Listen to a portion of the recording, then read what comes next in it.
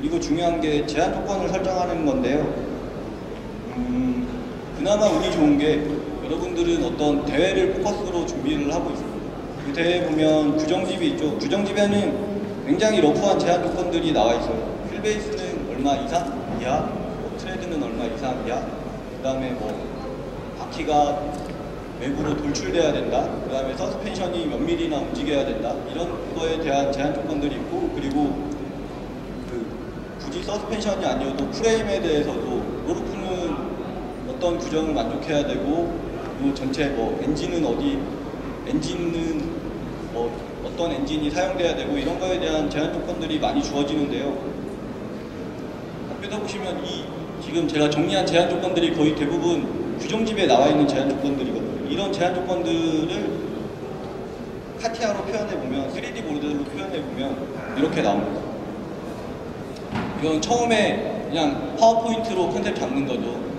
그 다음에 분명 사람이 타야 될 거고, 드라이버는 당연히 타야 되겠죠. 드라이버가 타야 되고, 바퀴는 뭐 저 같은 경우는 4바퀴 달린 차를 설계하기 때문에 4바퀴가 있어야 되고, 프레임도 있어야 되고, 뭐 메인 루프가 있어야 되고, 전방 루프가 있어야 되고, 이 앞에 벌크헤드는 어느 정도 공간을 가지고 있어야 되고, 이렇게 설계하면 지금 이렇게 보시면 거의 차가 다 나왔어요. 그죠? 설계 끝났습니다. 대부분이 학생들이 이렇게 설계해서 여기서 이제 차 만들고 암 갖다 붙이죠. 어디 갖다 붙여야 될지 모르고 일단 갖다 붙여요. 근데 지금 여기까지 설계가 나왔다는 얘기는 이미 한 단계 시작했다는 얘기거든요. 그러면은 뭐 앞으로 할 때는 과연 여기서 우리가 서스펜션을 갖다 붙일 수 있는 공간이 어딘지에 대해서 한 번만 더 고민해 보시면, 서스펜션 설계는 간단하거든요. 그러면 프레임에 그 제한 조건이 많긴 하지만 되게 내가 하고 할 수 있는 것도 굉장히 많아요. 그리고 보면 저도 그랬지만 프레임 팀장이랑 보통 서스펜션 팀장이랑 나눠져 있는 경우가 많죠. 그러면 내가 서스펜션 혼자 열심히 설계해서 프레임에 갖다 붙였는데 분명히 3D 설계를 열심히 했어요. 근데 프레임에 안 붙는 경우가 생겨요. 그리고 프레임 팀장이 굉장히 열심히 FM 막 맨날 돌리고 앉아있어요. 맨날 뭐 포인트 바꿔서 야 이번에 진짜 좋은, 진짜 가볍고 프레임에서 무게 확 줄일 수 있을 것 같아 해서 설계 갖고 왔는데 내가 설계한 서스펜션이랑 전혀 안 맞아요. 그러면 이제 지금까지 한 일이 다 헛수고가 됩니다. 근데 이런 그 제한 조건을 줌으로써 그 설계는 계속 피드백이에요. 한 번에 설계 딱 하고 절대 나오지 않습니다. 이런 제한 조건을 계속 줄여 나가야 돼요. 처음에는 이 정도의 제한 조건만 있는데요. 그럼 이제 프레임 팀장이 얘기하겠죠. 뭐 여기는 프레임이 가야 되고, 여기는 막혀 있어야 되고, 여기는 뚫려 있어야 되고, 여기는 프레임이 있으면 안 되고, 이런 거에 대해서 서스펜션 팀장은 자기가 고려해서 설계를 해야 되고요. 그 키네매틱 특성이기 때문에 꼭 그 포인트에 없어도 유사한 그 동적 성능이나 움직임이 나오는 포인트는 분명히 있거든요. 그 포인트를 찾는 게 서스펜션 팀장의 역할이기 때문에 프레임 팀장이랑 서스펜션 팀장이랑은 계속 피드백을 해야 되고요. 많이 싸워요. 저도 엄청 싸웠고요. 그래서 저는 싸우기 싫어서 저 혼자 프레임이랑 서스펜션 맡아서 했었고요. 굉장히 힘들긴 하지만 굉장히 좋은 방법. 근데 아마 지금 하라 그러면 절대 못할 것 같아요. 근데 이거 한다고 휴학하고 그래요. 이제 어느 정도 바운더리 컨디션이 결정이 됐어요. 그러면은 아까 얘기했던 타겟 잡는 거 뭐 지금은 굉장히 힘들 거예요. 이 차가 어떻게 나와야 될지 감이 안 서거든요. 그러면 제일 좋은 거는 올해 차들 다들 만드셨잖아요. 올해 차 먼저 측정을 한 번씩 해보세요. 올해 내가 만든 차의 퍼포먼스가 어떤지를 아셔야 돼요. 제가 여기서 얘기하는 퍼포먼스는 뭐 차에다가 어떤 센서를 달아서 차 주행시키면서 나오는 그런 특성도 굉장히 중요하겠지만, 그걸 알면 굉장히 좋아요. 그걸 알고 다시 설계에 적용하면 좋아요. 그걸 아는 데까지는 누구나 할 수 있지만, 그거를 설계에 적용하는 거는 여러분들이 할 수 있고, 그리고 실제 자동차 엔지니어들도 그걸 할 수 있는 사람은 흔치 않습니다. 평가까지는 하지만 그걸 다시 설계에 적용하는 건 굉장히 어려운 일이기 때문에 그건 분명히 뭐 앞으로 계속 이런 세미나도 진행이 되겠지만 여러분들끼리의 커뮤니케이션을 통해서 다른 학교에서 분명히 지금 하고 있는 학교가 있거든요.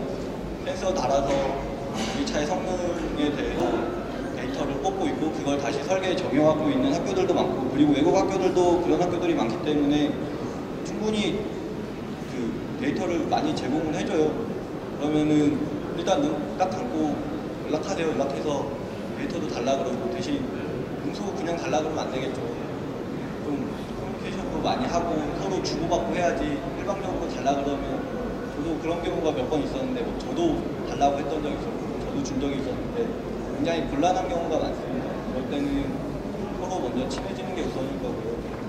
어떤 그런 종합적인 마인드로 서로 의견 조율이 굉장히 중요해요. 의견을 주고받아야지 어떤 데이터만 딸랑 주세요 하면 굉장히 실례거든요.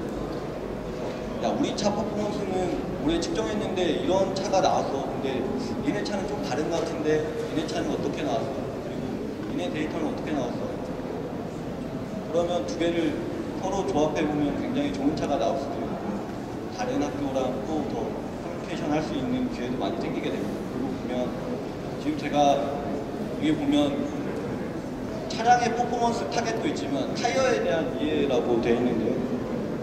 아까 얘기했듯이 타이어가 갖는 그 성능이 차의 운동 성능에 굉장히 큰 역할을 합니다. 제가 봤을 때 거의 90% 이상 타이어 성능에 좌우지우지 된다고 봐야 되고 여기서 말하는 타이어 성능은 그냥 타이어만 봤을 때 성능도 되게 중요하겠지만 이 타이어랑 내 차랑 조합을 했을 때 얼마나 적절한 조합이 나오는가 이걸 봐야 되는데 이걸 보기 위해서는 내 서스펜션이 어떻게 설계되어 있는지를 알아야 그 내 서스펜션이랑 타이어랑 맞는지에 대해서 확인을 할 수가 있거든요. 그래서 타이어를 미리 알고 거기 타이어에 맞는 내 서스펜션을 설계할 수도 있고 내 서스펜션에 맞는 타이어를 고를 수가 있는데 내 서스펜션에 맞는 타이어는 못 구해요. 절대 못 구해요. 여러분들이 만수가 아닌 이상 그 타이어는 못 만들어요. 그래서 이미 갖고 있는 타이어를 가지고 그럼 그 타이어의 성능을 이해하고 그러면 그 성능을 최대한 끌어낼 수 있는 서스펜션이 어떤 서스펜션인가를 고민하는 게 맞는 그 방향일 것 같고요. 보면 그 차량의 성능을 결정하는 요소가 이렇게 돼 있는데요. 이거 다 고려하기는 아직은 힘들어요. 근데 머릿속에 넣어놓으세요. 이런 항목들이 분명 여러분들이 차를 만들고 앞으로 차를 타고 있으면 여러분들이 몸으로 다 느끼고 있는 그런 요소이긴 하지만 막상 타겟으로 잡으라 그러면 잡기는 굉장히 힘들어요. 근데 여러분들 아까도 얘기했듯이 지금 갖고 있는 차, 그 차에 지금 실제 타보고 주행해보면서 과연 이런 특성들이 지금 어떻게 나오는지에 대해서 다시 한번 더 생각해보는 거는 굉장히 좋을 것 같고요. 그러면은 이게 적절한지 적절하지 않은지는 지금 당장 나오지 않습니다. 지금 보면 그 실제 자동차 회사에서도 이런 차량의 퍼포먼스를 먼저 그 타겟을 못 잡는 이유가 이거는 그 노하우예요. 그 차의 노하우예요. 보면 그 유럽 차랑 미국 차랑 약간의 다른 특성을 내고 그리고 메이커마다 조금씩 다른 특성을 내는 게 그 차들이 이제까지 뭐 100년 이상씩 차를 설계하고 제작하고 만들면서 그들만의 노하우가 담겨져 있는 차가 나타나기 때문에 이런 그 차마다 약간 그 메이커마다 다른 특성을 나타내는데요. 그 메이커마다 다른 특성을 나타내는 게 근데 정답은 없습니다. 정답은 없고 드라이버가 과연 내가 드라이버였을 때 내가 선호하는 차가 어떤 차인지에 대한 그런 차이만 있지 어떤 차가 더 좋은 차고 어떤 차가 더 나쁜 차다라고는 답이 없어요. 근데 가끔 보면 진짜 이상한 차가 가끔 있긴 있어요. 그런 차는 설계부터 너무 잘못되어 있다고 판단이 되고요. 근데 이런 특성들을 간단히 정리하면 이런 프로 지금 있는 차 가지고 그리고 어느 정도 조금만 공부하면 이 정도 표 만들 수 있거든요. 처음에는 이 표 하나로 끝나는데요. 이게 모이면 이게 굉장히 오래 모여야 돼요. 오래 모여 한 10년, 20년 모여야 돼요.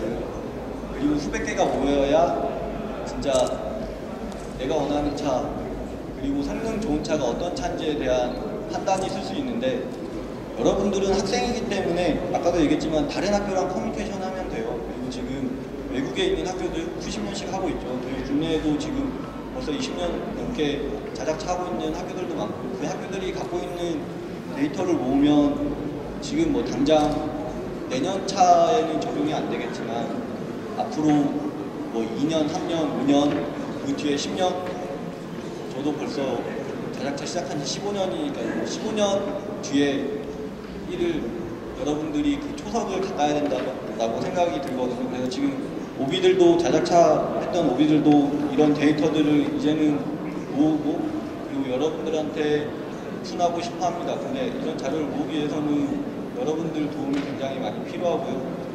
그리고 여러분들이 먼저 나서서 해주면 더 좋을 것 같아요. 그래서 이런 자료들을 모으고 하면 앞으로는 분명 탑다운 방식의 설계도 여러분들이 할 수 있을 거고요.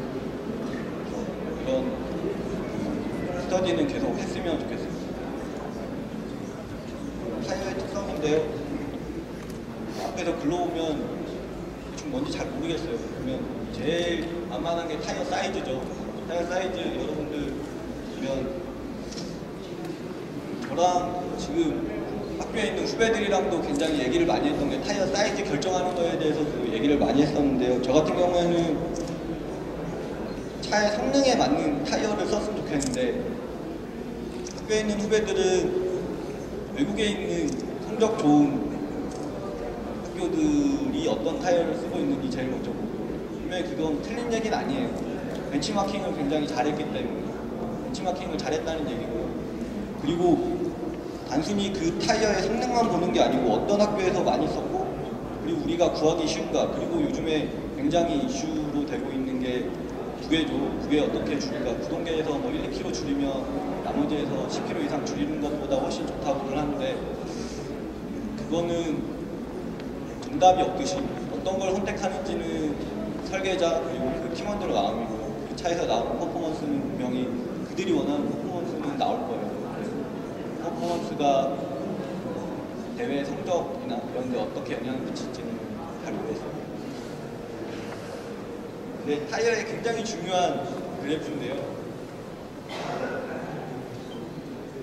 이런 거에 대해서 설명하면 좀 머리 아프실 거예요. 이거는 차량 동력학 책에, 아까 뭐 경희대도 보니까 차량 동력학 책 보고서 공부하셨다고 하는데, 차량 동력학 책에 보면 굉장히 자세하게 나와 있고요.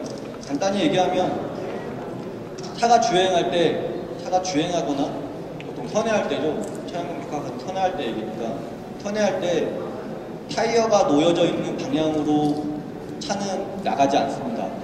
타이어는 나가지 않아요. 타이어가 놓여져 있는 방향이랑 실제 주행 방향이랑은 어느 정도 각도를 이루고 있습니다. 이걸 사이드 슬립 앵글이라고 그러는데요. 이 타이어는 옆으로 미끄러지면서 앞으로 나가고 있기 때문에 이 힘이 코너링 포스거든요. 코너링 포스의 원천이거든요. 근데 이거에 대해서 되게 잘 나타내주는 그래프가 이건데요. 이 그래프를 가장 잘 이용할 수 있는 거는 토 앵글 보통 많이 설정하잖아요. 우리가 토 앵글, 뭐 라이드 토, 롤 스티어 어떻게 해야 될지 굉장히 고민 많이 하는 거죠. 고민 진짜 많이 했어요. 한 10년 고민하고 얻은 그래프 하나인 것 같아요. 근데 이 그래프 하나로 저는 뭐 라이토나 롤 스티어에 대해서 충분히 대변할 수 있는 그래프라고 봅니다. 근데 간단히 얘기하면 그 사이드 슬립 앵글에 의해서 타이어에서 나타나는 그 코너링 포스는 사이드 슬립 앵글이 증가할수록 커져요. 타이어가 옆으로 많이 미끌릴수록 코너링 포스는 커져요. 근데 한계가 있습니다. 어디든 다 한계가 있죠. 한계가 있고, 그 앵글이 보통 타이어마다 다른 특성을 나타내기 때문에 타이어에 대한 이해가 굉장히 중요한 거고요. 보통 제가 그때 해석했던 타이어는 사이드 슬립 앵글이 뭐 한 0.1도에서 0.2도 사이에서 피크치를 치는데요. 이 타이어만 갖고 제가 차를 설계한다면 차 우선 모델링 하겠죠. 해석했을 때 나타나는 사이드 슬립 앵글이 어떻게 조정하냐면 토 앵글에 의해서 조정이 돼요. 토 앵글이 어떻게 변하느냐에 따라서 그 차가 선회할 때 사이드 슬립 앵글이 발생하는 양이 결정이 되기 때문에 이걸 바탕으로 토 앵글을 설정할 수가 있어요. 그리고 지금 여기에는 못 넣었는데요. 캠버 앵글도 마찬가지입니다. 아까 뭐 다른 학교에서 발표할 때 선회할 때 타이어가 수직으로 서 있기를 원한다고 했는데요.